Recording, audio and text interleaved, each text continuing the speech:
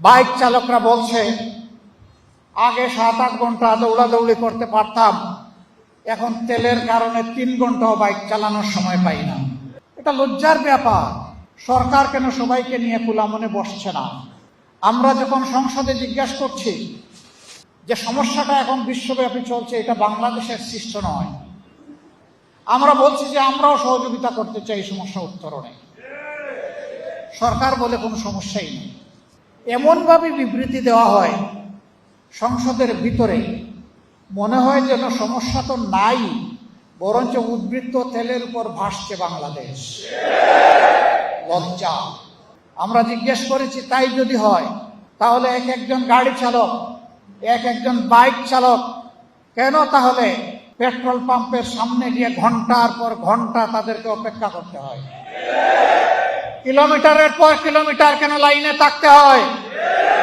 কেন তাদেরকে রোদে শুকাতে হয়? কেন তাদেরকে বৃষ্টিতে ভিজতে হয়? বাইক চালকরা বলছে আগে 7-8 ঘন্টা দৌড়াদৌড়ি করতে পারতাম, এখন তেলের কারণে 3 ঘন্টাও বাইক চালানোর সময় পাই না।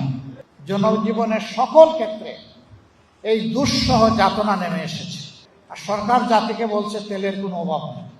এটা অবশ্য ঠিক, তেলের অভাব কার জন্য নাই এটা বলে নাই। কারো কারো লোক ড্রাম ভর্তি করে নিজেদের ঘরে, বাঁশ জাড়ে, গোয়াল করে বিভিন্ন জায়গায় তারা তেল রেখে দিয়েছে। পাম্পে তেল পাওয়া যায় না, লেখা আছে তেল নাই বন্ধ, কিন্তু ওখানে গেলে তেল পাওয়া যায়। 120 টাকা দামের তেল ওখানে গেলে 300 টাকায় পাওয়া যায়।